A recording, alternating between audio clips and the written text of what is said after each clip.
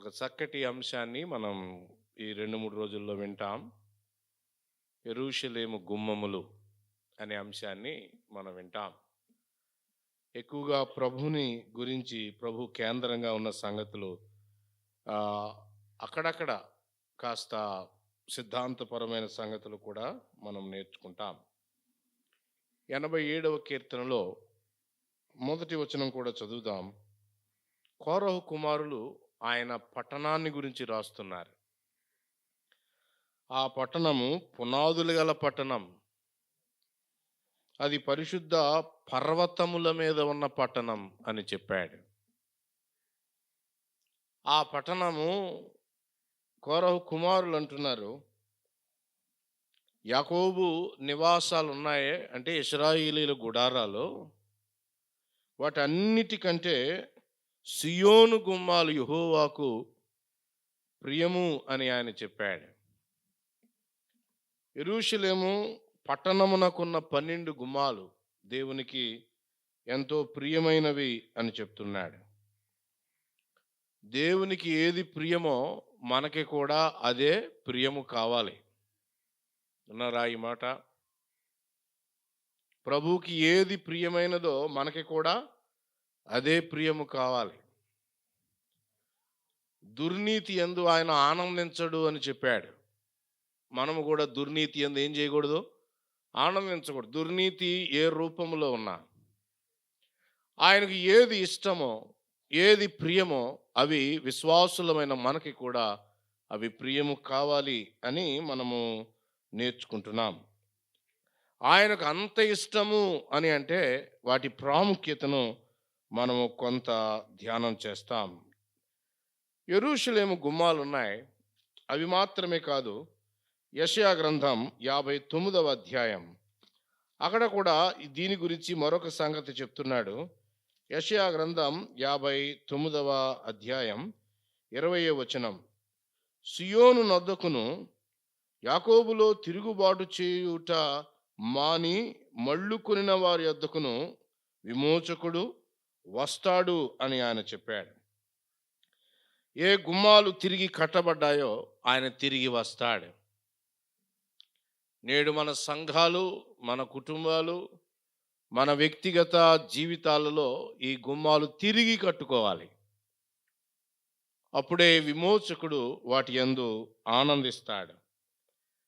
60వ అధ్యాయం చూడండి, అదే యెషయా గ్రంథంలో. వెయ్యేండ్ల పాలనలో ఉండే ఆ నూతనమైన పట్టణం గురించి ఆయన చెప్తున్నాడు. దానికి 12 గుమ్మాలే. 18వ వచనములో ఆ గుమ్మాలు ఎలాంటివో చెప్తున్నాడు. 18వ వచనం చూస్తారా? 60:18. ఇకను నీ దేశమున బలాత్కారం అన్న మాట వినబడదు అన్నాడు. నీ సరిహద్దులలో పాడు అను మాట. ఎంత దీవెన గుమ్మముల మధ్య, ఎంత ఆశీర్వాదం, ఎంత క్షేమం, ఎంత నెమ్మది, ఎంత రక్షణ, ఎంత భద్రత ఆ గుమ్మాలలో ఉందో రాబోయే వెయ్యేండ్ల పాలనలో ఉండే ఆ పట్టణాన్ని గురించి చెప్తూ ఆ గుమ్మాలు ఏంటో చెప్తున్నాడు. చూడండి. రక్షణయే నీకు ప్రకారం, ప్రఖ్యాతియే నీకు గుమ్మములు అని ఆయన చెప్తున్నాడు. అలా అయితే దైవ గ్రంథములో ఆ విమోచకుడు తిరిగి నివాసం ఉండటం కొరకై యెరూషలేం అది మహారాజు పట్టణం, దాని పునాదులు, దాని గుమ్మములు, దాని ప్రాకారములు, అందలి దేవాలయం, ఆయన నివాసం. ప్రజలారా, దాని ప్రాకారాన్ని నిలవబెట్టండి, దాని గుమ్మాలు నిలవబెట్టండి అని మనము లేఖనాల్లో చూస్తూ ఉన్నాం. అలా అయితే నెహెమ్యా కాలంలో ఆ గుమ్మాలు ఏమయ్యాయో మనం చూద్దాం. దయచేసి నెహెమ్యా గ్రంథం తెరుద్దాం. నెహెమ్యా గ్రంథం 1వ అధ్యాయం 2వ వచనాన్ని నేను చదువుతూ ఉన్నాను. నెహెమ్యా గ్రంథం 1వ అధ్యాయం 2వ వచనం. నా సహోదరులలో హనానీ అను ఒకడును యూదులలో కొందరును వచ్చారు. వారెవరట? చెరపట్టబడిన శేషములో తప్పించుకొనిన యూదులు అన్నాడు. శేషము ఆ కొద్ది మంది భక్తి కలిగిన నెహెమ్యా దగ్గరకు వచ్చి వారు ఏం చెప్తున్నారు? అయ్యా, యూదులను గురించి చెప్పారు, యెరూషలేమును గురించి వారు చెప్పారు. యూదులు దారి తప్పారయ్యా, యెరూషలేము గుమ్మాలు ప్రాకారం కాల్చబడింది అని వారు చెప్తున్నారు. 3వ వచనములో యెరూషలేము యొక్క ప్రాకారాలు పడద్రోయబడ్డాయి, దాని గుమ్మాలు అగ్ని చేత కాల్చబడ్డాయి. మనం నెహెమ్యా గ్రంథంలో అక్కడక్కడ అవసరమైన కొన్ని సంగతులు మనం చూస్తాం. నెహెమ్యా కాలానికి ఆ పరిస్థితి చాలా విచారకరమైన పరిస్థితి. నెహెమ్యా, ఎజ్రా, మరికొంతమంది పాత నిబంధన తర్వాత ప్రవక్తలు వారు కలిసి ఆ పరిచర్యలో పాల్గొన్నారు. పాడైన వాటిని మన దేవుడు బాగు చేసేవాడు. ఒక క్రమమైన పద్ధతిలో ఆయన బాగు చేస్తాడు. యెరూషలేము గోడలు ప్రాకారం కూలిపోయింది. ఆ ప్రజలను నడిపించాల్సిన నాయకులు లంచగొండులయ్యారు. దేవుని న్యాయం ఏ రోజులు ఆయన వారికి నియమించాడో వాటిని వారు నిర్లక్ష్యం చేసి వ్యాపారం జరిగిస్తున్నారు. ఏ వివాహాలు జరగాలని ఆయన చెప్పాడో అవి కాకుండా అన్యులతో వారు వివాహాలు జరిగిస్తూ ఉన్నారు. దేవునికి సంబంధించిన స్థలములో అపవిత్రత చోటు చేసుకుంది. అది నెహెమ్యా కాలంలో ఇశ్రాయేలీయుల యొక్క పరిస్థితి. నేడు మన సంఘాల మధ్య కూడా దాదాపుగా అవే పరిస్థితులు, ఆత్మ సంబంధమైన భ్రష్టత్వం మధ్య మనం ఉన్నాము అని గ్రహించాలి. క్రొత్త నిబంధన పద్ధతికి సంఘాలు ఎలా దూరంగా జరిగిపోతూ ఉన్నాయో ఉదయం మనం విన్నాం 2 దాసుల ద్వారా. మహోన్నతమైన ఆశీర్వాదం, ఆ నెమ్మది, ఆయనపై ఆధారపడినప్పుడు మనకు కలిగే నిత్య క్షేమం ఆయన మనకి ముందే వాగ్దానం చేశాడు. కానీ నేడు ఆత్మ సంబంధమైన కటిక దారిద్ర్యంలోనికి వ్యక్తులు, కుటుంబాలు, సంఘాలు వెళ్ళిపోవడాన్ని నేటి దినాల్లో మనం గమనిస్తూ ఉన్నాం. పడిపోయిన వాటిని ప్రభు బాగు చేస్తాడు. అలా అయితే నెహెమ్యా అనే మాటకు మనం అర్థం చూసినప్పుడు ఆదరించేవాడు. నేడు సంఘాలకు ఎవరు కావాలి? బోధకులు కాదు అవసరం.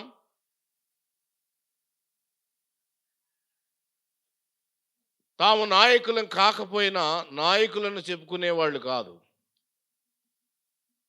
ఒక స్థానిక సంఘములో దాని అవసరత ఏమిటో గుర్తించి దానిని తీర్చగలిగి ఆదరించే నెహెమ్యాలు కావాలి. ఒక స్థానిక సంఘం యొక్క అవసరత, తల్లి బిడ్డ యొక్క అవసరత బిడ్డ చెప్పకుండానే ఎలా గ్రహిస్తుందో, తండ్రి ఎలా గ్రహిస్తాడో, ఒకరి తల్లి ఎలా ఆదరిస్తుందో, ఒకరి తండ్రి ఎలా ఆదరిస్తాడో ఆదరించేవారు కావాలి. నెహెమ్యా అనే మాటకు అర్థం ఏమిటి అంటే, నెహెమ్యాకిను అనే మాట 23వ కీర్తనలో ఉంది. నీ దుడ్డు కర్రయో నీ దండము నన్ను ఆదరిస్తుంది. It comforts my soul. సంఘాల నిండా ప్రజలు ఉన్నారు, ఆదరణనే లేని వారిగా ఉన్నారు. నిరీక్షణ లేదు, వస్తున్నాం పోతున్నాం ఆయనపై ఆధారపడి ఆ ఆనందాన్ని మనం కోల్పోగా నెహెమ్యా లాంటి వ్యక్తులు ఆయన లేపాలి అని మనం ప్రార్థన చేయాలి. ఉద్యోగంలో ఉన్నాడు, చక్కటి జీవనం ఆయనకేం పట్టింది? ఆయనకి ఇల్లు ఉన్నది, చెరలోనే ఉన్నా యూదుల్ని బాగా చూసుకున్నారండి చాలా చోట్ల. ఆ యుద్ధ సమయంలోనే బాధ పెట్టారు. కానీ యూదులు చాలా తెలివైన వాళ్ళు కాబట్టి చెరలోనే ఆఫీసర్స్‌గా సెటిల్ అయిన వాళ్ళు చాలామంది ఉన్నారు. కానీ యెరూషలేమును గురించి కొంతమందొచ్చి చెప్తే ఆయన కూర్చుండి ఏడ్చాడు. ఇక్కడ మీరు గమనించాలని నేను కోరే అంశం ఏంటంటే, సంఘం యొక్క యథార్థమైన కండిషన్ చూడగలిగే వాళ్ళు కావాలి. Number 1, the true condition of the assembly.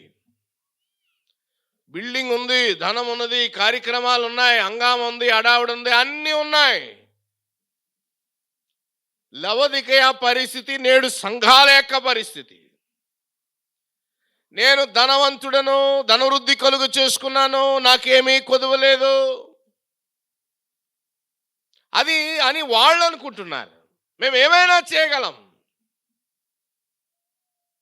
ప్రభు అంటున్నాడు, నీవు గుడ్డివాడవు, దౌర్భాగ్యుడవు. ఇంకా చాలా మాటలు అక్కడ ఉన్నాయండి, మీరు చదువుకోండి. సోదరి సోదరులారా, ఇది వాస్తవికమైన మన కుటుంబాల సంఘాల పరిస్థితులు. పైకి చెప్పుకుంటున్నాం, నేను ధనవృద్ధి కలుగు చేసుకున్నాను. వాస్తవికమైన నేనున్న స్థానిక సంఘ పరిస్థితిని నేను చూడగలగాలి. ప్రభువా, ఆ కళ్ళు మా నాయకులకు దయచేయి. ఆ మాట వాళ్ళు చెప్పగానే యెరూషలేము ప్రాకారం పడద్రోయబడింది, గుమ్మాలు కాల్చబడ్డాయి అని చెప్పగానే ఈ మాటలు వినినప్పుడు నేను కూర్చుండి ఏడ్చి, కొన్ని దినాలు అక్కడ 5-6 మాటలు చెప్పాడు. నిజమైన నాయకుని యొక్క లక్షణాలు అవి. నాయకులారా, పెద్దలారా, తల్లులారా, బాధ్యత కలిగినటువంటి సహోదరులారా, ఆ 5 మాటలు అలా పట్టుకుందాం. మొదటిది చూడండి, నేను కూర్చుండి. యూదులు సాధారణంగా ప్రార్థించేటప్పుడు కూర్చోరు, నిలబడి ప్రార్థన చేస్తారు. నిలవబడ్డానికి ఆ విషయాలు అతనికి సహకరించలేదు. కూలబడ్డాడు అని అర్థం. మన స్థానిక సంఘాల విషయమై కూర్చుండేవాళ్ళు కావాలి. కూర్చున్నాడు, ఏడ్చాడు. కొన్ని దినములు దుఃఖము అంటే ఏడుపు వేరు, దుఃఖము వేరండి. ఏడుపు అంటే అప్పటికప్పుడు కళ్ళల్లోంచి, దుఃఖం అంటే అది ఒక హృదయ స్థితి. నాయకుడా, సోదరుడా, సోదరి, దుఃఖము అనేది ఏ స్టేట్ ఆఫ్ హార్ట్. దుఃఖ హృదయం. ఏడవడము కనబడుతుంది పైకి, దుఃఖము కనబడదు. He wept and mourned. Dry tears. కన్నీళ్లు ప్రయత్నం చేయండి. కూర్చుండి ఏడ్చి కొన్ని దినములు దుఃఖముతో ఏమన్నాడట? ఉపవాసం. సంఘాల క్షేమ కొరకై విలపించేవారు కావాలి. బ్రదర్స్ మధ్యలో దైవజనులు కావాలి, పాడతారేమో, పాడగలరు. కొన్ని దినములు దుఃఖముతో ఉపవాసం ఉండి ఏం చేస్తున్నాడు? ఏడుస్తున్నాడు, ఉపవాసం ఉన్నాడు. ఆఖరిలో చెప్పాడు, ఆకాశమందలి దేవుని ఎదుట విజ్ఞాపన. విజ్ఞాపన అంటే ఇతరుల కొరకై ప్రార్థించు. తనకే కొరత లేదు ప్రార్థనలో. తన కొరతలు, తన అవసరాలు, తన ఇబ్బందులు, తన కన్సర్న్స్ ఏమి లేవు ఆయన ప్రేయర్లో. ఇతరుల కొరకై దుఃఖం. ఇతరుల కొరకై మనం ఏం చేయగలుగుతాం? నెహెమ్యా నాయకత్వంలో మనం చూస్తాం. నెహెమ్యా ముందు 3 పనులు ఉన్నాయండి. ఒకటి, అప్పటికే మందిరం కట్టబడింది. అది ఎజ్రా కాలంలో, నెహెమ్యా కాలంలో మనం చూస్తాం. ప్రాకారం పూర్తిగా నెహెమ్యా కాలంలో మనం చూస్తాం. మూడవది పాడైన ప్రజలు తిరిగి ప్రభు యొద్దకు వచ్చుట. 3 పనులు చేశారు ఎజ్రా, నెహెమ్యాలు. ఒకటి, మందిరం పునాది వేశారు, ఆగిపోయింది. మరలా హగ్గయి వచ్చాక వారిని పురికొల్పిన తర్వాత హగ్గయి జకర్యాల పరిచర్యలో అది పూర్తి చేయబడింది, మందిరం. రెండవది ప్రాకారం. మూడవది ప్రజలు పునరుద్ధరించబడ్డారు. ఈ గుమ్మాలు కట్టడం కొరకై నెహెమ్యా పూనుకున్నాడు. ఆయన పని అది. ఆయన పని చాలా స్పష్టంగా ఉంది. ఇక్కడ ఒక మాట చెప్పి ముందుకు వెళ్తాను. మన పని ఏంటో మనకి తెలియాలండి. మన పని ఏమిటో మనకే తెలియాలి. ఆత్మ సంబంధంగా సంఘములో మన పని ఏమిటో మనకి తెలియాలి. ఒకవేళ తెలియదు అనుకోండి, ఇతరుల పనిలో జొరబడతాం. 2, మన పని అలాగే ఆగిపోతుంది. నెహెమ్యా చాలా స్పష్టంగా ఆయన పని ఏంటో ఆయనకు అర్థమైంది. ఆయన పని ఏంటంటే ప్రాకారములు తిరిగి నిర్మించుట, గుమ్మములు ప్రాకారములు తిరిగి కట్టుట. ఆయన కడతా ఉంటుండగా ఆ ఆత్మీయమైన సంగతులు ఒక్కొక్కటి మనం చూస్తున్నాం. రూతు గ్రంథంలోనికి రండి, ఒక మాట చదువుకుందాం. 4వ అధ్యాయం, రూతు గ్రంథం 4వ అధ్యాయం. ప్రాకారాలు, గుమ్మాలకు ఒక సిగ్నిఫికెన్స్, ఒక ప్రత్యేకత ఉన్నది. 4:1 చెప్తున్నాడు, బోయాజు పురద్వారమునద్దకు పోయి అక్కడ కూర్చుండి, బంధువుడు ఆ త్రోవను పోతూ ఉంటే బోయాజు ఆ బంధువుని ఇలా పిలుస్తున్నాడు. ఏమని? ఓ ఈ తట్టు, ఈ గుమ్మాల తట్టు తిరగండి అని ప్రభు పిలుస్తున్నాడు. అతడు తిరగలేదు, ఆ పని చేయలేకపోయాడు. ఈ కాలంలో ఇప్పుడైనా ఆ గుమ్మాల తట్టు తిరగాలి అని ప్రభువు మనకి జ్ఞాపకం చేస్తున్నాడు. ఒకటి, గుమ్మాల తట్టు తిరగాలి. రెండవ పని ఉంది. ఏంటది? ఇక్కడ కూర్చుండు. ఆ గుమ్మము దగ్గర ఏం చేయాలి? మనం కూర్చుని ధ్యానించాలి. ఈ 2 పనులు చేయమని బోయాజు చెప్తా ఉన్నాడు. 9వ కీర్తనలోనికి రండి. ఆ గుమ్మాల దగ్గర ఆ గుమ్మాలను చూడాలి, అక్కడ కూర్చోవాలి. అంత మాత్రమే కాదు, 13, 14 చరణాలు 9వ కీర్తనలో మనం చూస్తామండి. గుమ్మముల దగ్గర ఈ పాఠాలు నేర్చుకుంటూ మనం చేయాల్సిన 3 పనులు. ఒకటి, నేను నీ కీర్తి అంతటిని ప్రసిద్ధి చేస్తాను. సియోను కుమార్తె గుమ్మములలో, సియోను కుమార్తె గుమ్మములలో నీ రక్షణను బట్టి సంతోషిస్తాను. యెహోవా నన్ను కరుణించు. ఒకప్పుడు ఏ ద్వారం దగ్గర పడి ఉన్న వాళ్ళం మనం? మరణ ద్వారము దగ్గర పడి ఉన్న వాళ్ళ మనల్ని ఆయన తన గుమ్మము దగ్గరకు తీసుకుని వస్తున్నాడు. ఆ గుమ్మములో ఆయన కీర్తి ఉన్నది, ఆ గుమ్మములో సంతోషం ఉన్నది. అక్కడ ఆయన నన్ను కరుణిస్తాడు. ఎందుకు అంటే, ఒకప్పుడు మరణ ద్వారం, పాపము నన్ను మరణానికి ఈడ్చుకుని పోతూ ఉంటుండగా కల్వరి నన్ను రక్షించి ఈ గుమ్మము దగ్గరకు తీసుకుని వచ్చాడు. మరణ ద్వారమున ప్రవేశించకుండా నన్ను ఉద్ధరించువాడా, నన్ను ద్వేషించువారు నాకు కలుగజేయు బాధను. సరే, ఇక్కడ ఈ గుమ్మాల దగ్గర మనము స్తుతి చేస్తాం. మరలా జ్ఞాపకం చేస్తాను, ఈ గుమ్మాలు మనం ధ్యానం చేస్తూ ఉంటుండగా 3 ప్రాముఖ్యమైన పనులకు మనం పూనుకోవాలి. ఒకటి, ఏం చేయాలి? ఈ తట్టు తిరగాలి. ఫోకస్. ఏదో వర్తమానం కాదు, ఈ వర్తమానం వెనక వాటిలో ఒక గుమ్మము కనబడుతుంది.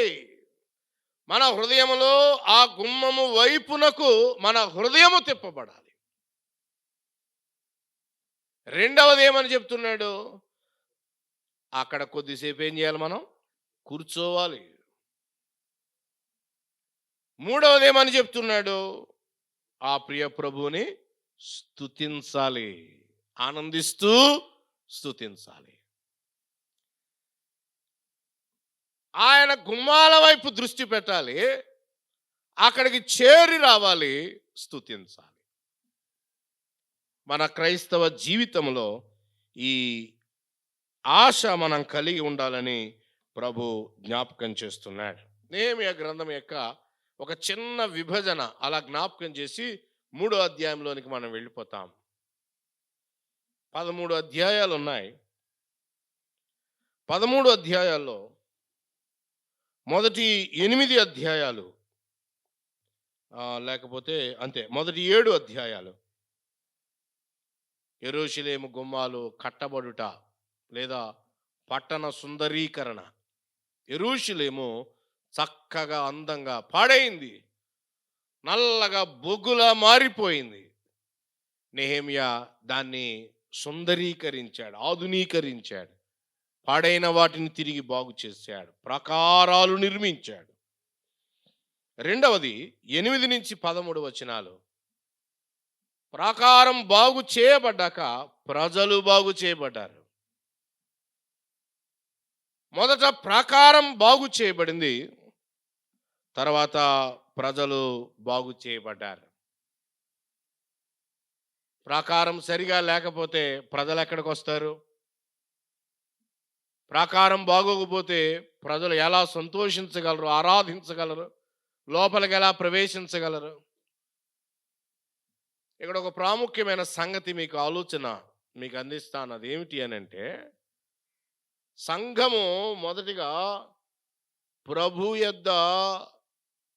ప్రభు యొద్దకు రావటం, రెండవది సిద్ధాంతపరమైన పునాది వేసుకోవడం నేర్చుకోవాలి.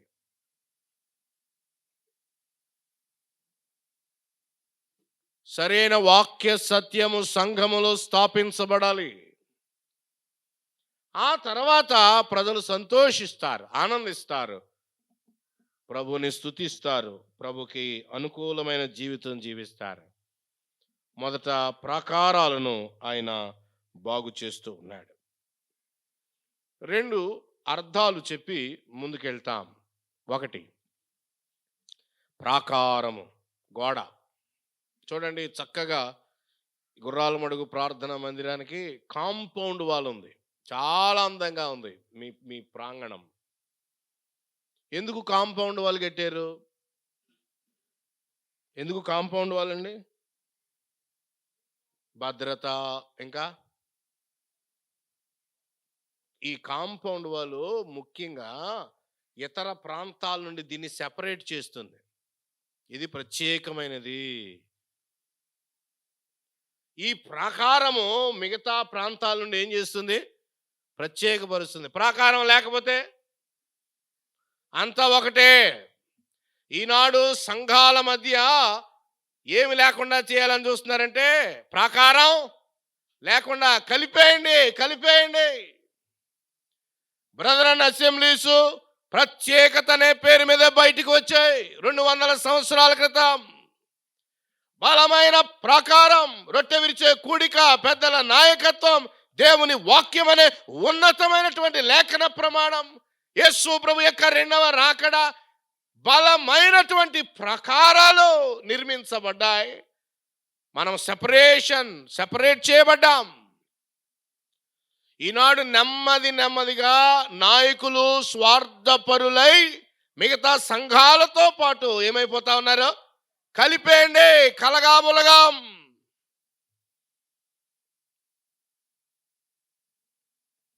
ప్రాకారం ప్రత్యేకతను సూచిస్తుంది.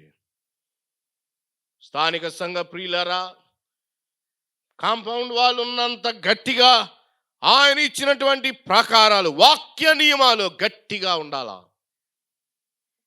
కలిసిపోవద్దు.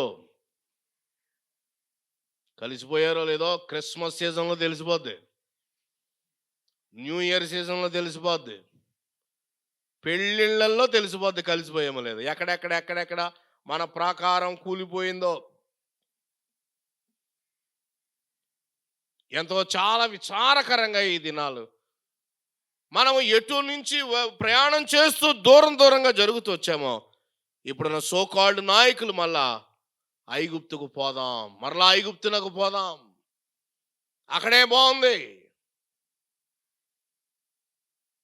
అందువల్ల దేవుని పిల్లలమైన మనం మన కుటుంబాలకు, మన వ్యక్తిగత జీవితాలకు, మన సంఘాలకు ఆయన ఇచ్చిన ప్రాకారాన్ని చక్కగా ఉంచుకోవాలి. ప్రాకారం పాడైపోతే అడవి జంతువులు ప్రవేశిస్తాయి. ప్రాకారం పాడైపోతే అడవి జంతువులు ఇంకా రకరకాల వ్యక్తులు ఏమవుతారు?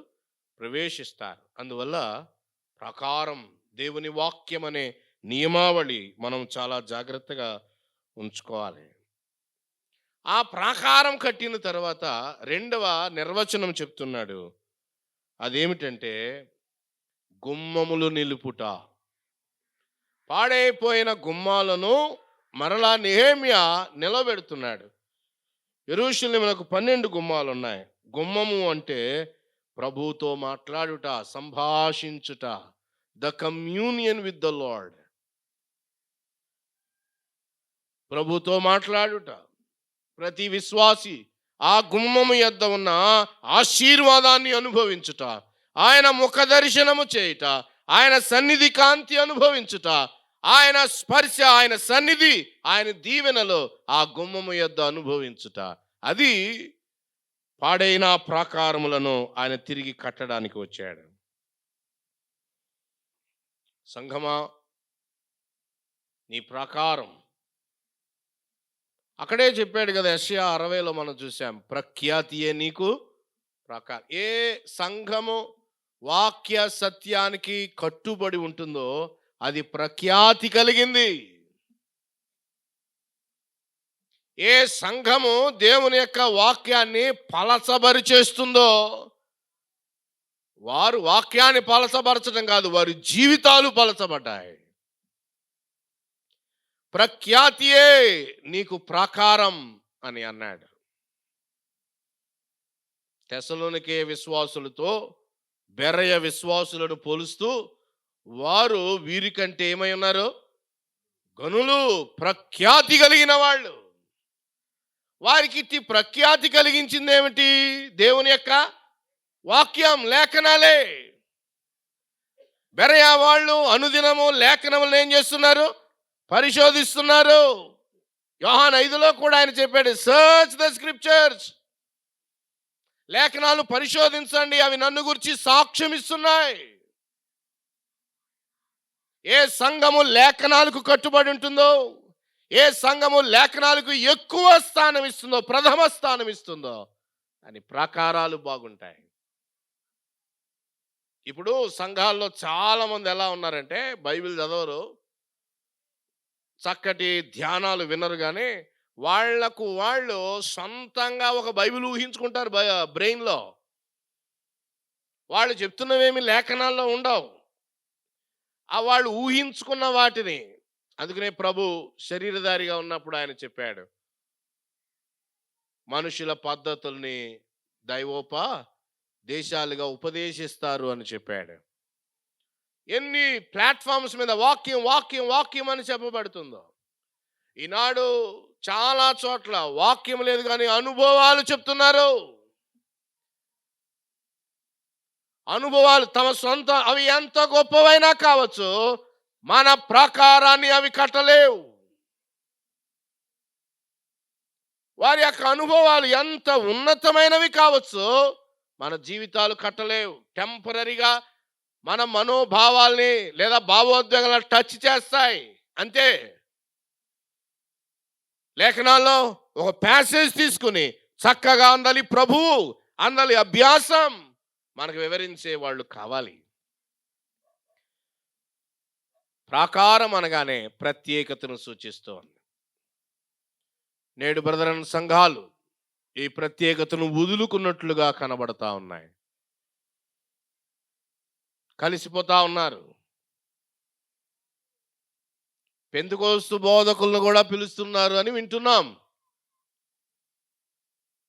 భక్తి లేనివారు, దైవ వాక్యానికి కట్టుబడని వారు, అక్రమ లైంగిక జీవితంలో ఉన్నవాళ్ళు, సరి అయిన ప్రాకారం లేనటువంటి వాళ్ళు ఈనాడు అలాంటి అనుభవాలు అన్నాడు పరిస్థితుల్లో నేడు సంఘాలు ఉండడం చాలా చాలా విచారకరం. మాయా మన కుటుంబాలకి, మన స్థానిక సంఘాలకి బలమైన ప్రాకారం కావాలి. వాక్యమే. దానికి గుమ్మాలు ఉన్నాయి. అవేంటో కొంత మనం చూడడానికి ప్రయత్నం చేస్తాం. రాబోతుంది ఒక నూతన పట్టణం. దాన్ని నూతన యెరూషలేం అని అన్నాడు. దానికి కూడా 12 గుమ్మాలున్నాయి అని చెప్పాడు. ఆ గుమ్మాలకి 12 గోత్రకర్తల పేర్లున్నాయి అని అన్నాడు. ఆ ప్రతి గుమ్మానికి పునాది ఉంది. పునాది మీద 12 మంది అపోస్తుల పేర్లు ఉన్నాయి అని చెప్పి గొర్రె పిల్ల అని వాడుతూ వచ్చాడు. ప్రభువే, నూతన యెరూషలేములో దేవాలయం లేదు. ప్రభువే దేవాలయం. నూతన యెరూషలేమునకు సూర్యుడు లేడు. గొర్రె పిల్లయే దానికి వెలుగు అని ఆయన చెప్తూ వచ్చాడు. ఆహా, మన సంఘాలకి వట్టి భౌతికమైన ప్రాకారాలు, గుమ్మాలు కాదు మనవి. మన ప్రభువే వాటన్నిటిల్లో మనకి స్పష్టంగా కనబడుతున్నాడు. 3వ అధ్యాయం దయచేసి తెరుద్దాం. ఆ గుమ్మాలలో వీలైతే ఒకటి ఇప్పుడు మనం చూడడానికి ప్రయత్నం చేస్తాం. నెహెమ్యా గ్రంథం మొదటిగా మీరు ధ్యానం చేయాలి గనక ఆ 10 గుమ్మాల లిస్టు ఎక్కడెక్కడ ఉందో జ్ఞాపకం చేస్తాను. ఈ 3వ అధ్యాయములో మనకి కనీసం 8 కనబడతాయి. వాటిని మీరు గమనించాలని నేను కోరుతా ఉన్నాను. 3వ అధ్యాయంలో మొదటి వచనం చూడండి. అక్కడ ఒక గుమ్మము పేరు చెప్పాడు. ఏ గుమ్మం? ఆ గుమ్మం గొర్రెల గుమ్మం. మొదటి వచనం చెప్తాను. ఆ గుమ్మం మీ పట్టుకుని ఆ గుమ్మం పేరేంటో మీరు చెప్పాలి. మొదటి వచనం గొర్రెల గుమ్మము అన్నాడు. తర్వాత 3వ వచనములో ఉందండి రెండవది మత్స్యపు గుమ్మం. మత్స్యపు గుమ్మం, చేపల గుమ్మం. ఓకే, మత్స్యపు గుమ్మము అన్నాడు. 6వ వచనం చూస్తారా? 6వ వచనం పాత గుమ్మము అని చెప్పాడు. 6వ వచనములో పాత గుమ్మము అని అన్నాడు. తర్వాత 13వ వచనంలోనికి రండి. లోయ ద్వారం. ద్వారం అన్నా గుమ్మం అన్నా ఒకటే. లోయ గుమ్మం, లోయ ద్వారం. 14వ వచనములో మరొక గుమ్మం కనబడుతుంది. పెంట గుమ్మం. పెంట గుమ్మము. మీరు అండర్లైన్ చేసుకోండి లేదా రాసుకోండి. వాటిని మరలా మీరు ధ్యానం చేయాలి. పెంట గుమ్మము అని ఆయన చెప్తున్నాడు. తర్వాత 15వ వచనములో మరొక గుమ్మం చెప్పాడు. ధార యొక్క గుమ్మము అన్నాడు. ధార యొక్క గుమ్మం. 26వ వచనములో ఈ పక్కకు రండి పేజీలో. 26వ వచనములో ఓఫేల్లోనున్న నెతినీలు తూర్పు వైపున నీతి గుమ్మము అని చెప్పాడు. ఎన్నైనా 8 అయినాయి అండి ఎవరికైనా? 7. అందరూ అలర్ట్గానే ఉన్నారు. 7 నీటి గుమ్మము అన్నాడు. 28వ వచనం మీ ఊరి పేరు వచ్చేస్తుంది చూడండి. గుర్రపు గుమ్మం. గుర్రపు గుమ్మము. 8వది చెప్పాడు, గుర్రపు గుమ్మము. మడుగు కాదండో ఇది. ఇది మడుగు కాదు. ఏంటి? గుమ్మం. గుర్రపు గుమ్మం. 29వ వచనం తూర్పు ద్వారం. తూర్పు ద్వారం అన్నాడు. 29 తూర్పు ద్వారం. 31వ వచనం చూడండి. మిప్కాదు ద్వారం. మెప్కాదు ద్వారం. ఇవేమిటో వీలైనవని కొన్ని మనం చూడడానికి ప్రయత్నం చేస్తాం. ఇక్కడ మనకి 10 గుమ్మాలు కనబడుతున్నాయి.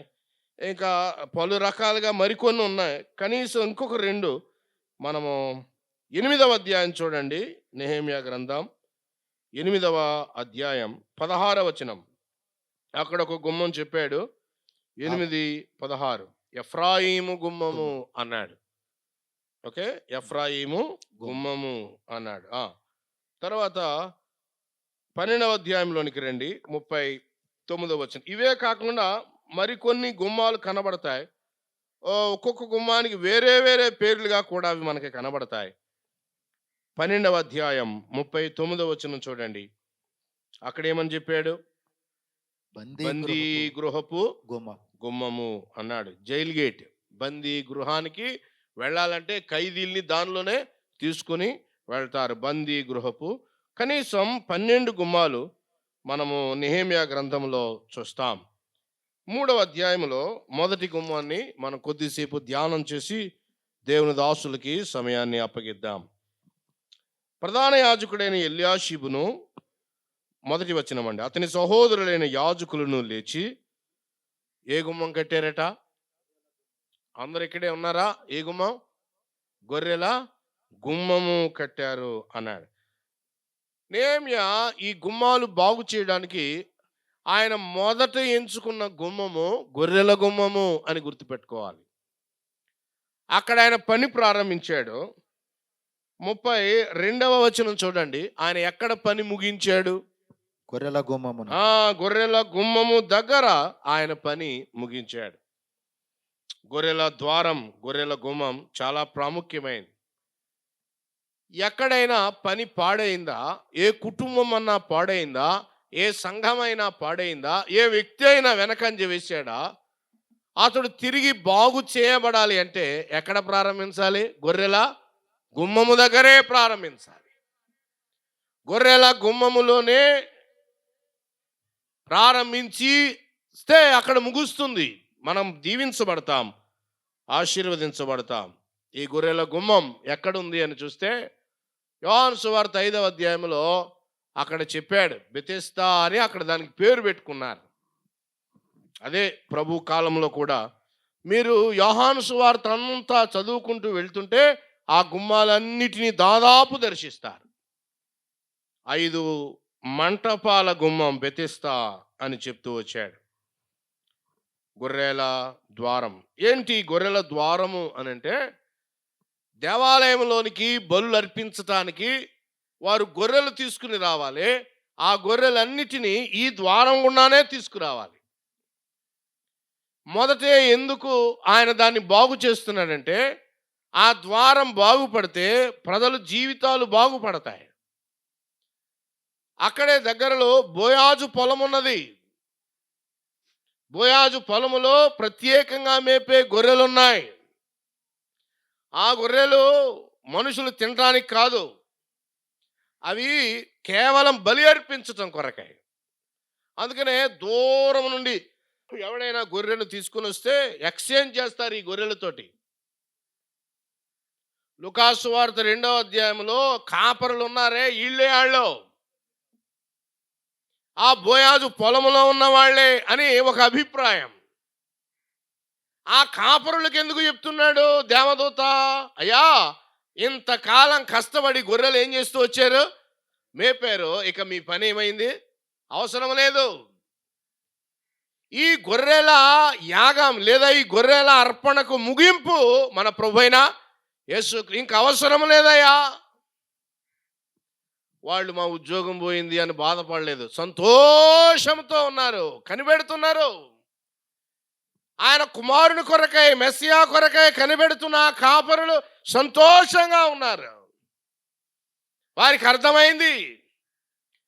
దేవుని పిల్లలారా, సోదరి సోదరులారా, ఆ గొర్రెల ద్వారము దగ్గర ఏ సంగతులు జరుగుతున్నాయో మనం చూస్తూ ఉన్నాం. మన ప్రభు ఆయన ఇలా చెప్పబడ్డాడు. యోహాను చెప్తున్నాడు, ఇదిగో లోక పాపమును మోసుకొని పోవు దేవుని గొర్రెపిల్ల. సంఘానికి యేసు ప్రభు ఎవరో తెలియబడాలి.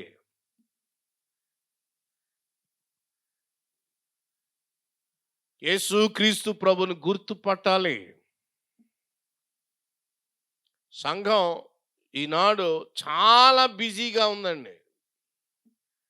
ఎంత బిజీగా ఉందంటే అసలు ఆయన ఉన్నాడో లేడో కూడా సంఘం ఏం చేయట్లేదు, పట్టించుకోవడం లేదు. ఉంటే ఏంటి, లేకపోతే ఏంటి అన్నట్టుంది సంఘం. సంఘం ఎవరిది? ఆయనది అంటాం, కానీ ఆయన ఉన్నాడో లేడో. లూకాసు వార్త ఆరంభంలో ఆయన 12వ ఏట యోసేపు మరియలు కూడా వెళ్ళాడు. ఆయన వచ్చేటప్పుడు ఆయన వారితో లేడు, అక్కడ ఆగిపోయాడు దేవాలయంలో.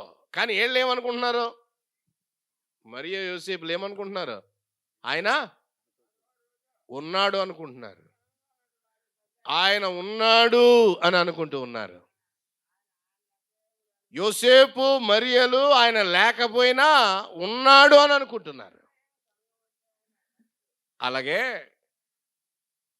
లూకాసు వార్త 24కు వచ్చేసరికి అక్కడ మరొక జంట కనబడుతుంది. ఎవరు? అమ్మాయి శిష్యులు. ఆ అమ్మాయి శిష్యులు ప్రభుని గురించి మాట్లాడుకుంటే ఈయన నెమ్మదిగా వారి మధ్యలోకి వెళ్ళాడు.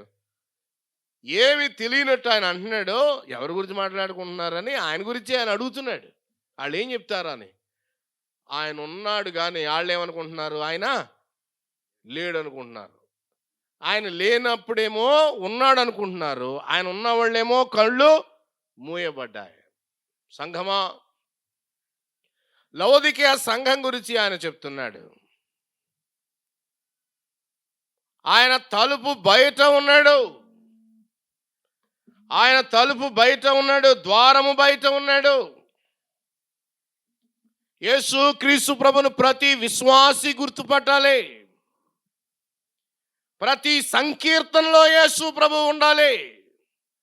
ప్రతి వర్తమానంలో యేసు ప్రభు ఉండాలి. ప్రతి వివాహంలో యేసు ప్రభు ఉండాలి. ప్రతి సహవాస కేంద్రం యేసు ప్రభు కావాలి.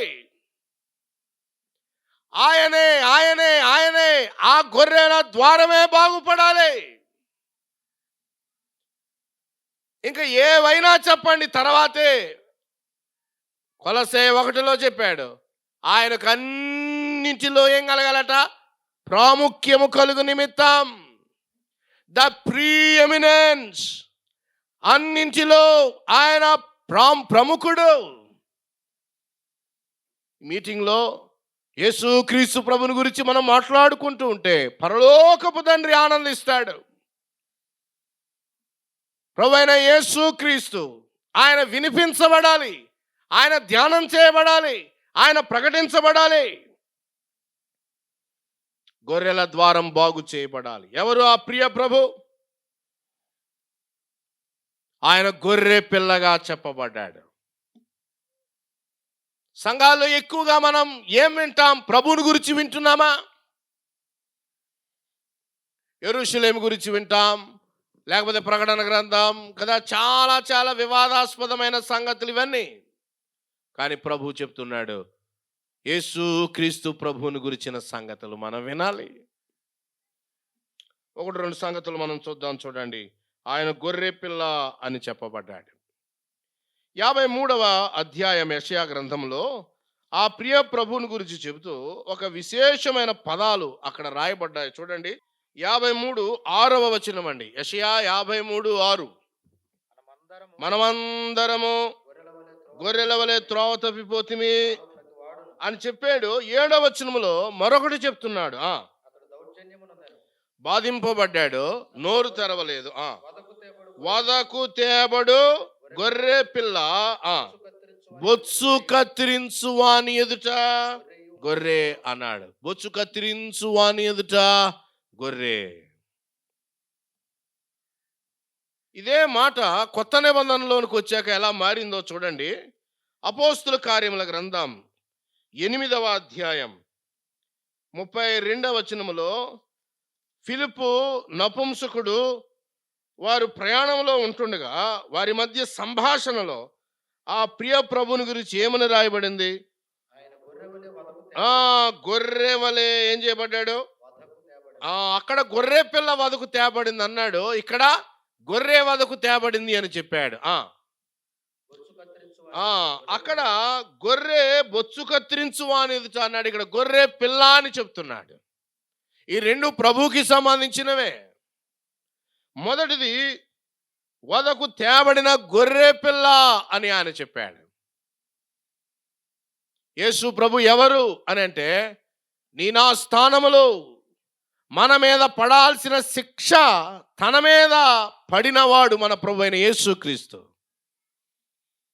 వధ ఏమాత్రం కనికరం లేకుండా కత్తి పడేది వధ.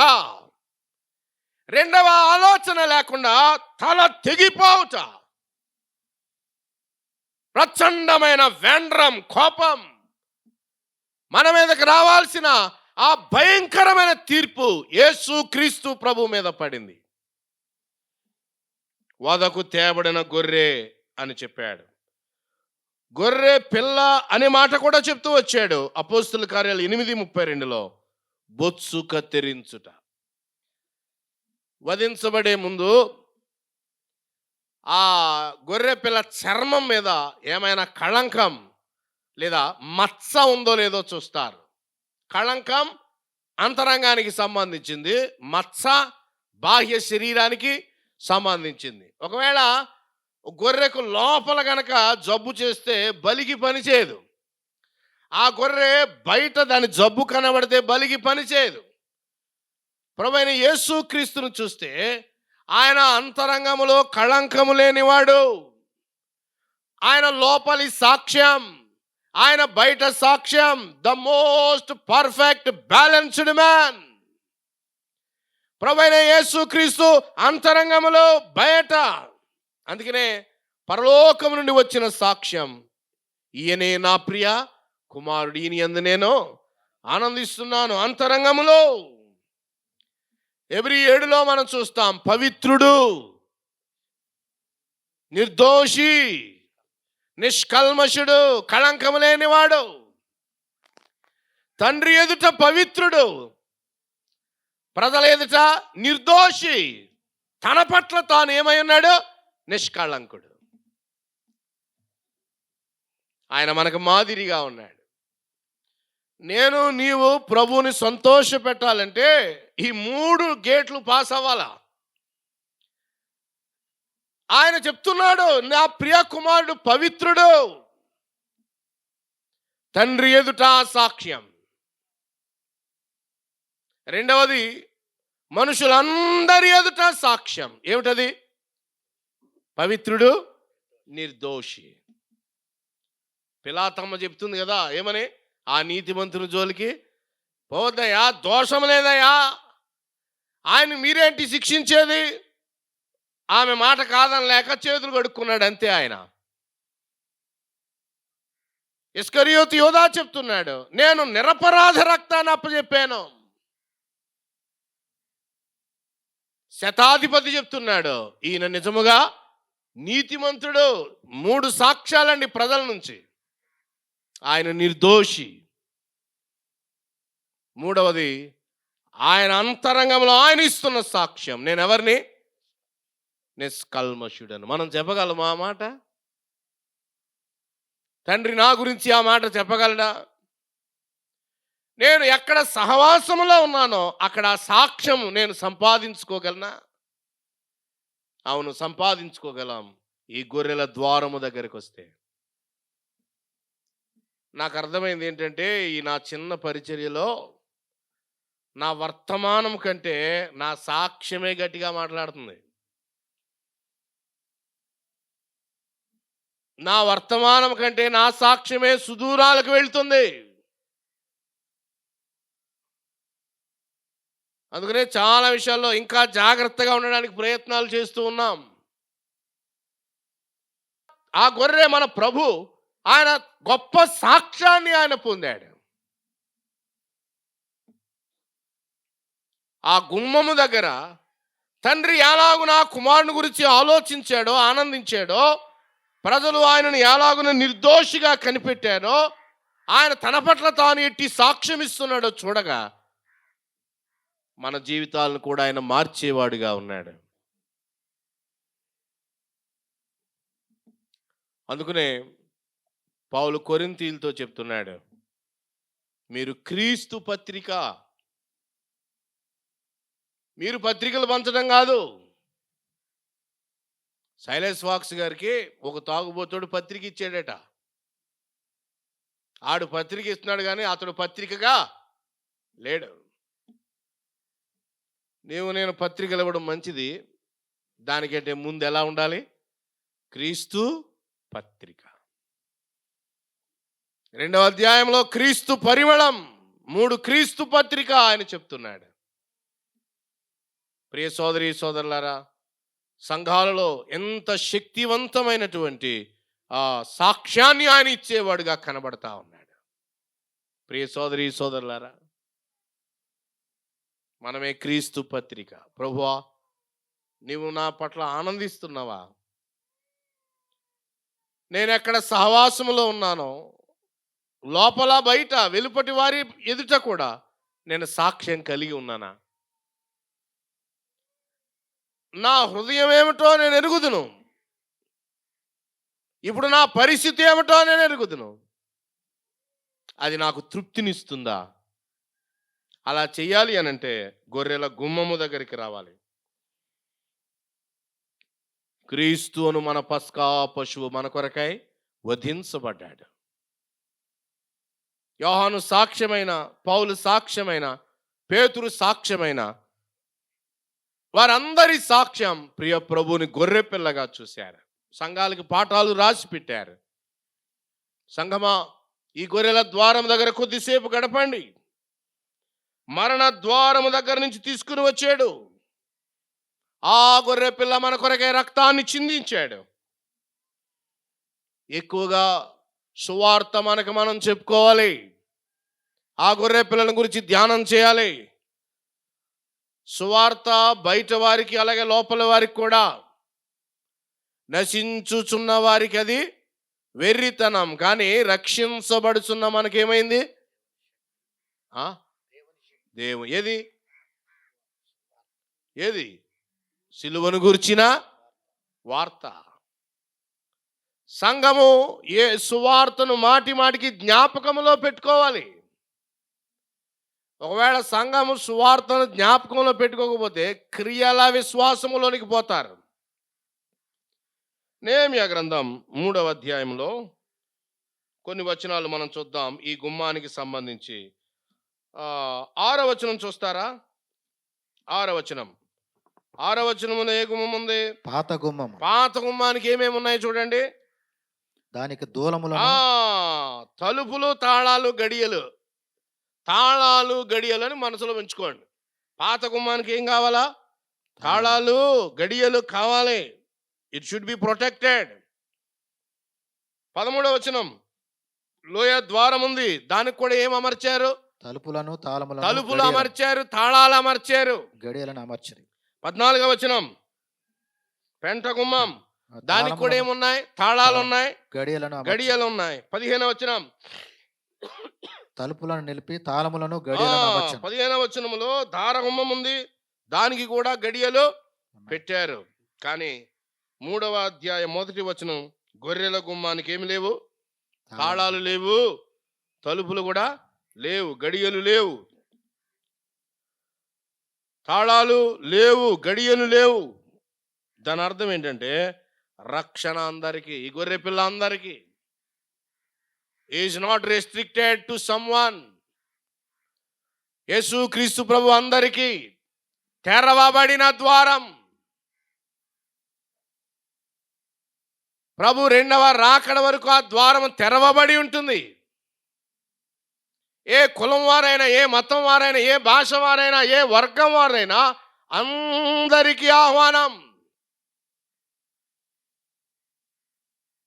యూదులు ఆ మాట అంగీకరించలేకపోయారు.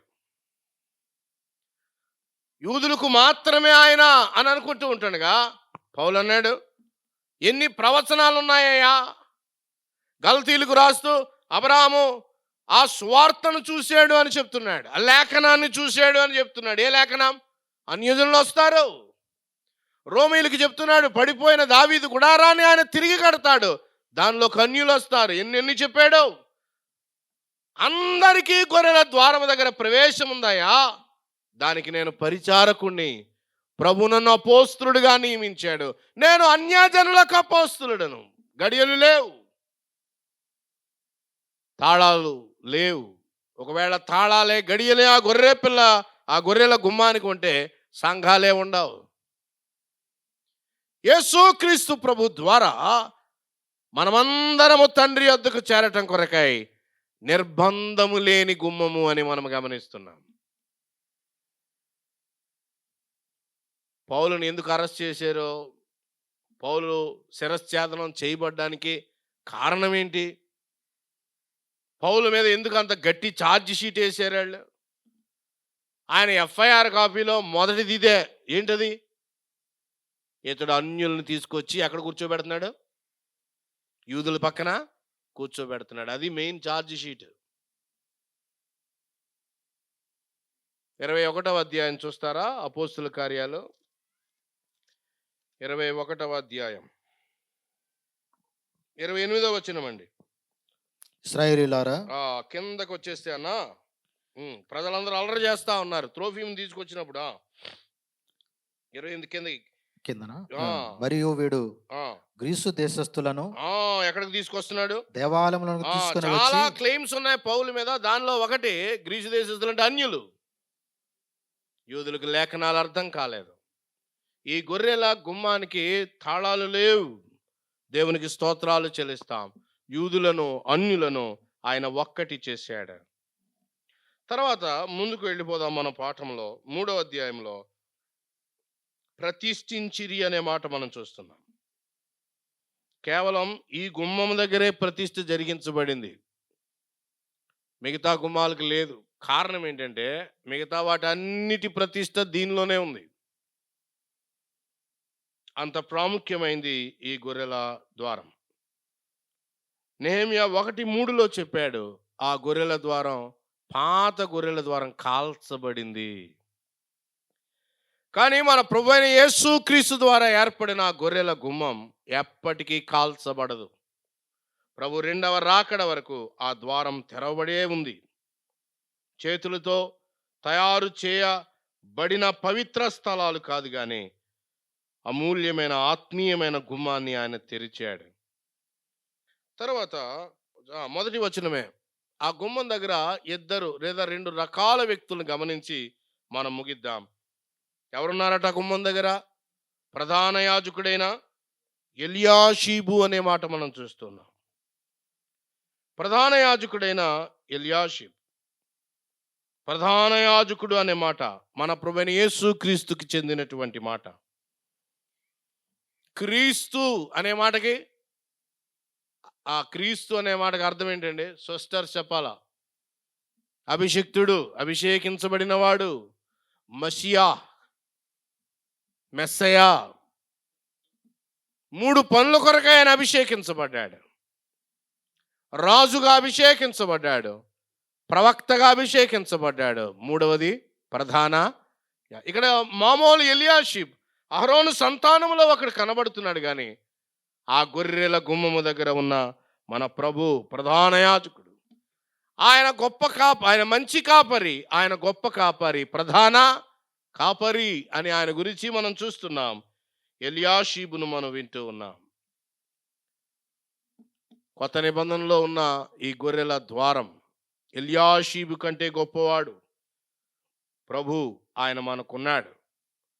సమయం లేదు, అవన్నీ వచనాలు నేను తీయలేను, కానీ ప్రధాన యాజకుడు హెబ్రీ 2లో చెప్పాడు, మన ప్రధాన యాజకుడు మన ప్రభు అయిన యేసుక్రీస్తు.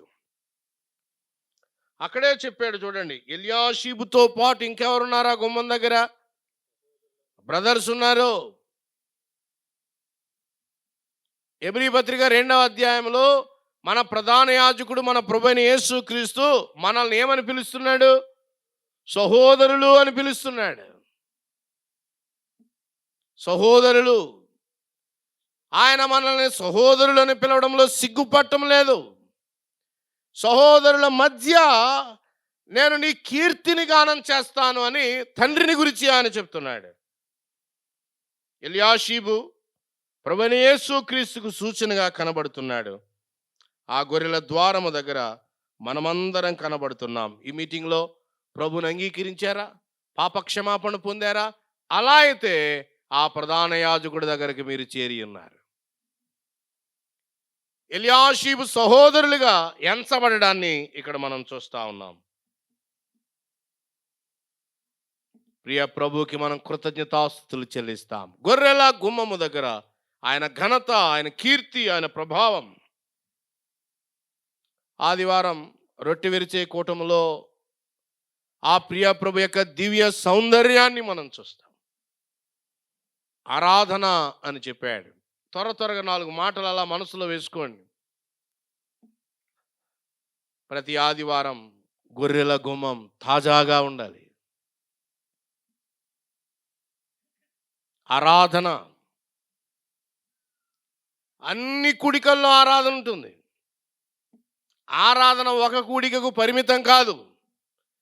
రొట్టె విరిచే కూటమిలో సంపూర్ణంగా ఆయనను మనం ఆరాధిస్తూ ఉన్నాం, ఆయన కీర్తిస్తున్నాం, ఆయన ప్రభావాన్ని పాడుతూ ఉన్నాం, ఘనపరుస్తూ ఉన్నాం, ఆయన మనం హెచ్చిస్తూ ఉన్నాం.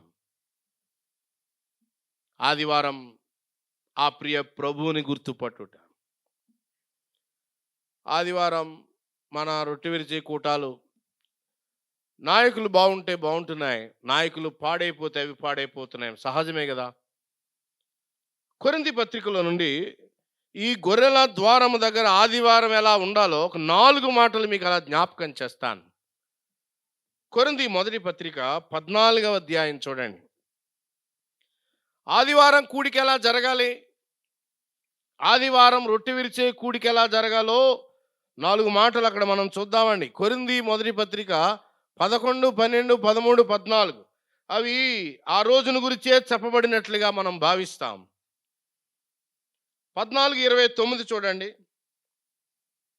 14:29 చాలు. ప్రవక్తలు అన్నాడు. ఎంతమంది అట? ఇద్దరు ముగ్గురు. రొట్టె విరిచే కూటంలో ప్రభువుని గురించిన తలంపులు తండ్రి ఎదురు చెప్పేవాళ్ళు ఎంతమంది ఉండొచ్చు? ఇద్దరు లేదా ముగ్గురు. నేటి దినాల్లో రొట్టె విరిచే కూటంలో మాట్లాడడం అంటే ప్రసంగాలు చేసేవాళ్ళు ఉన్నారా లేరా? ఆదివారం రొట్టె విరిచే కూటంలో ఇప్పటికీ కూడా మన బ్రదరన్ అసెంబ్లీస్లో చాలా వరకు 99% అని చెప్పొచ్చు, ఆదివారం రొట్టె విరిచే కూటంలో ఆరాధన ఎలా చేయాలో నేర్పిస్తున్నారు. ఆరాధన నేర్పించడానికి వచ్చానా, ఆరాధించడానికి వచ్చానా? నాయకుడా, సేవకుడా, పెద్ద, నీవు కూడా ఇతరులతో కలిసి అర్పణ అర్పించడానికి వచ్చావు. పరిశుద్ధాత్మ నాయకత్వం తప్ప మరొకటి అక్కడ లేనే లేదు. అందుకనే మన సువార్థికులు, మన పెద్దలు కూడా అందరితో పాటు కలిసి కూర్చుంటారు, బాగా వృద్ధాప్యంలో ఉన్న వాళ్ళు తప్ప. ఆదివారం ప్రభు దినాన రొట్టె విరిచే కూడికలో ఆరాధన ఎలా చేయాలో చెప్పడం కాదు, ప్రతి వ్యక్తి ఏం చేయాలి?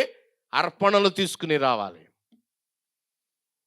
యాకోబు ఎదుట యోసేపు వస్త్రము చూపించినట్లుగా ఆదివారం జరగాలి. యాకోబు ఎదుట యోసేపు బండ్లు చూపించినట్టుగా ఉండాలి.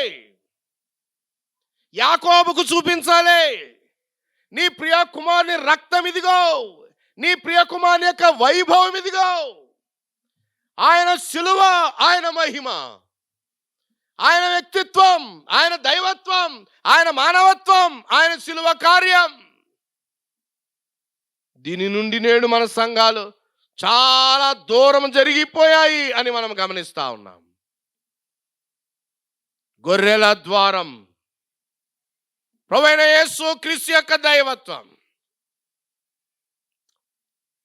లేచి నిలబడే వాళ్ళు వారు సంఘముతో మాట్లాడకూడదు అని గమనించాలి. తండ్రి ఎదుట సంఘం అంతటి పక్షంగా వారు యేసు ప్రభుని ప్రశంసిస్తున్నారు. మరి ఎంతవరకు మీరు అంగీకరిస్తున్నారో నాకు తెలియదు. అర్పణలు అర్పించడానికి వస్తున్నాం. ఒకవేళ నేర్పించాలా సంఘానికి, బైబిల్ స్టడీ ఉంది, అవసరమైతే ప్రత్యేకమైన కూడికలు పెట్టుకోండి. సంఘం ఈ విషయంలో ఒక నిర్ణయానికి త్వరగా రావాలి. ఎక్కడ రొట్టె విరిచే కూటం ఫలభరితంగా జరుగుతుందో వారి జీవితాలు బాగుంటున్నాయి, ఆ సంఘాల యొక్క మన్నిక బాగుంటుంది, నాణ్యత బాగుంటుంది. ఎక్కడ ఆదివారం కూటం మత సంబంధమైన ఆచారంగా మారిందో ప్రభు అక్కడ లేడు అని గమనించాలి. గొర్రెల ద్వారమా ఎల్యాషీబు ఉన్నాడు, గొర్రెల ద్వారమా అతని సహోదరులు ఉన్నారు. వారు ఏం చేస్తున్నారు? నీ కీర్తిని గానము చేసేదము. గొర్రెల ద్వారము దగ్గర ప్రభు అయిన యేసు క్రీస్తుని గురించిన తలంపులు అందించబడాలి, అర్పణలు అర్పించాలి. వట్టి చేతులతో కనబడవద్దు. సహోదరీలు సహోదరులు, హృదయము నిండా ఆయన దైవత్వం, ఆయన మానవత్వం, ఆయన శిలువ కార్యం హృదయము నిండా పొంగి ఒలిగిపోతున్నట్లుగా ఆలయానికి మనం రావాలి. వస్తున్నారా? ఆదివారం రొట్టె విరిచే కూటం మధురంగా ఉందా? ఆత్మ సంచారం ఉన్నదా? ఒక సహోదరుడు లేచాడు, ప్రభుని గురించిన విషయాలు తలంపులు అందిస్తూ ఉన్నాడు, అందరి తరఫున అర్పిస్తూ ఉంటుండగా ఆయన ఆమేనని కూర్చున్నాడు. వెంటనే మరొకడు లేవాల్సిన అవసరం లేదు, వారు కనిపెడుతున్నారు. వినండి సోదరులారా, బ్రదర్ అండ్ అసెంబ్లీస్ మధ్య రొట్టె విరిచే కూడికలో ఒకరి మినిస్ట్రీ మధ్య గ్యాప్ ఉంటుంది. ఒకరి కొరకు మరొకడు కనిపెట్టుకుంటూ ఉన్నాడు. ఆ గ్యాపే పరిశుద్ధాత్ముని Mudra. Is roaming among them. కానీ ఈనాడు ఎలా ఉందో తెలుసా? ఆయన ప్రార్థన చేశాడా? నేను లేచి గబగబా ఇంకొకటి ఏదోటి లేకపోతే తగ్గిపోతానేమో. పోటీ పోటీ పోటీ. అందుకని ఈ పోటీలు సరి చేసుకోకుండా కొన్ని సంఘాల్లో ఏం చేశారంటే, ఈ పోటీలు మేము పడలేకపోతున్నామండి, అందుకని ఈ వారం నువ్వు చెప్పు, ఈ వారం నువ్వు చెప్పు అని ఏం చేసుకున్నారు వంతులు. అసలు ఇటు రాకుండా అటుపోవడం ఏంటి నాకు అర్థం కావటం లేదు. అయ్యా, మేము కనిపెట్టి ఒకరికొరకు ఆలోచించుకుని కనిపెట్టుకుని ఆత్మ స్వాధీనంలోనికి వెళ్ళడం కదా పరిష్కారం. దానికి బదులుగా ఏం వేసుకున్నారు? ఇప్పుడు వంతులు వేసుకున్నారు. ఈ గొంతులు ఏంటో నాకు తెలియట్లేదు. ప్రియ సోదరి సోదరులారా, ఎంత విచారం! ఏ సంఘంలో ఆదివారం రొట్టె విరిచే కూడిక బాగుంటుందో ఆ సంఘాలు దీవించబడుతున్నాయి. ఎల్యాషీబు ఉన్నాడు, అతని సహోదరులు ఉన్నారు. కొరింథీ మొదటి పత్రిక 14:26 అండి. ఇంకేముండాలి? ప్రభుని గురించిన తలంపులు. ఇవి ముందా వెనక అనేది ఆత్మ స్వాధీనంలో జరుగుతాయి. 26వ వచనం జరుగుతుంది అన్నా. 14:26 కీర్తనలు అండర్లైన్ చేసుకోండి. రొట్టె విరిచే కూటములు ఏముండాలి? కీర్తనలు.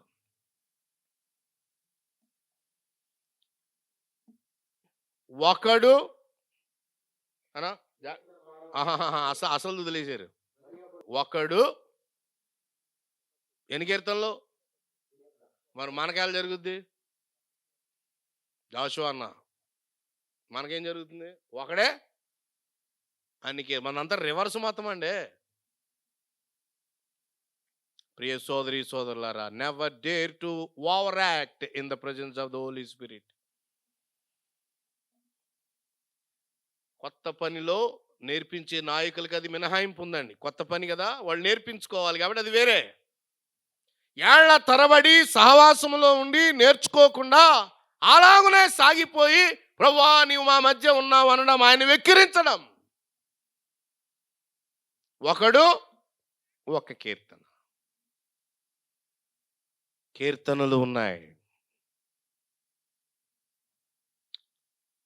రొట్టె విరిచే కూటంలో ప్రభువుని గురించిన కీర్తనలు, completely focusing on his divinity and his humanity and his atonement work. కంప్లీట్గా ప్రభువుని గురించే. ఒక చోట ఒక యవనస్తుని ప్రోత్సహిస్తున్నామండి, అతడికి పాటలు అప్పచెప్పేయమంటే ఆ యవనస్తుడు ఏమి నేర్చుకోవటం లేదు.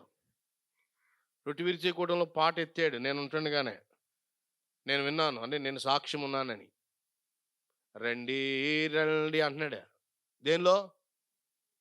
ఏబిసిడీలు రాని వాళ్ళకి ఎందుకు వచ్చిన తెప్పులు అన్నీ? Is disturbing the assembly.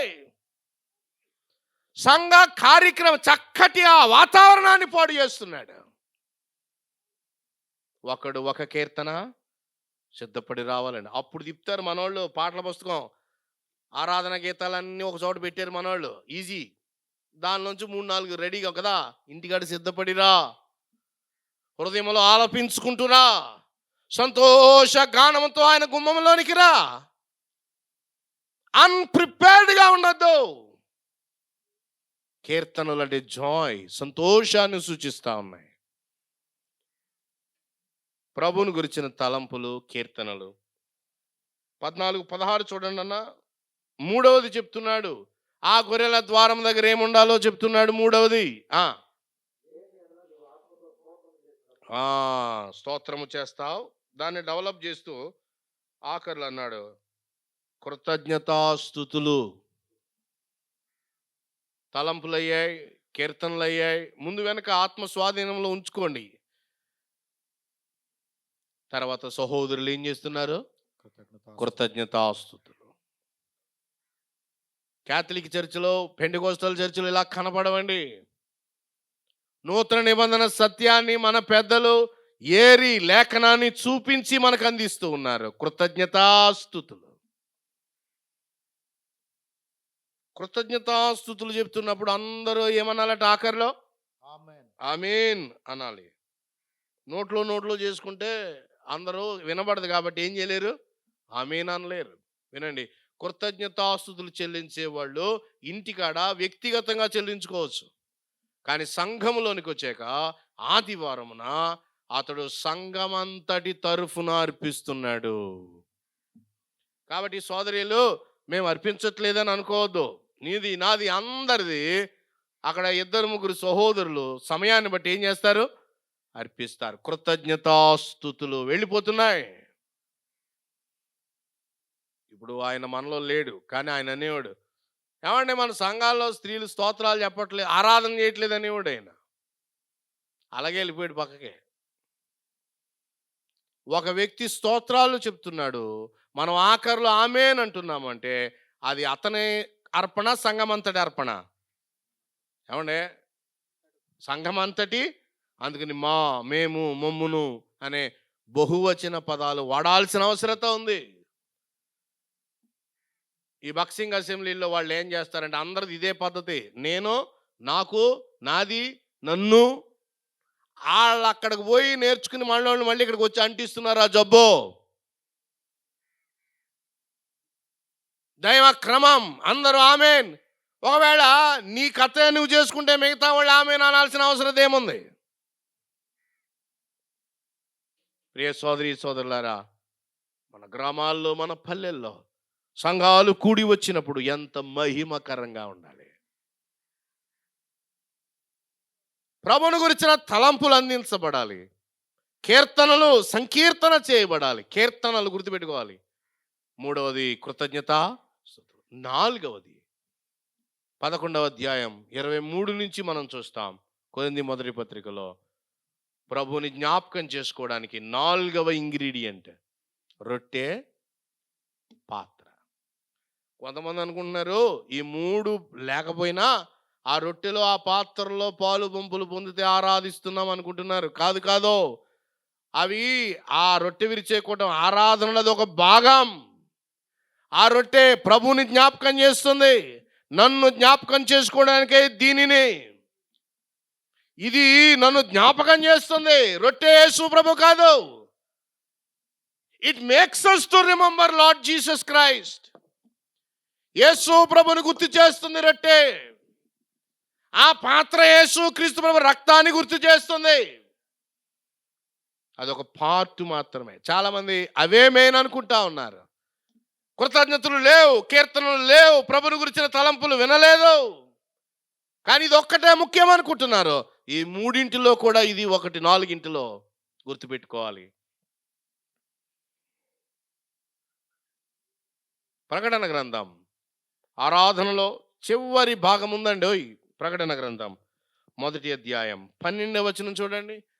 ఇవి 4 చేస్తూ ఉంటుండగా నిజంగా ఏం జరుగుద్ది? 12వ వచనం 1:12. నాతో మాట్లాడుచున్న స్వరమేమిటో స్వరమేమిటో నేను తిరిగాను. 17వ వచనం అన్న. 17వ వచనం, నేను ఆయనను చూడ, ఆయన తలంపులోనికి రాగానే, ఆయన జ్ఞాపకంలోనికి రాగానే ఏమైపోయాను? నేను చచ్చిన వాని వలె ఆయన పాదముల యొద్ద పడితిని. తలలో వంచుదాం, ప్రార్థన చేద్దాం. రొట్టె విరిచే కూటంలో చచ్చిన వాని వలె ఆయన పాదాల మీద పడగలుగుతున్నామా? తలలో వంచుదాం, ప్రార్థన చేద్దాం. 1 నిమిషం ఆలోచన చేసుకుందాం. గుమ్మాలు ఎలా ఉన్నాయి? గొర్రెల గుమ్మం ఎలా ఉన్నది? ప్రభుని గురించిన ఆరాధన ఎలా ఉన్నది? దయాళుడు అయిన మా తండ్రి, మా బాగు కోరి, మా మేలు కోరి మీరు ఇచ్చిన లేఖనాలను బట్టి స్తోత్రాలు. మేము సరిగా స్పందించి తిరిగి గొర్రెల గుమ్మ దగ్గరకు రావడానికి కృప అనుగ్రహించుమని యేసుక్రీస్తు ప్రభు నామములో ప్రార్థన చేయుచున్నాము తండ్రి. ఆమేన్. Thank you brothers.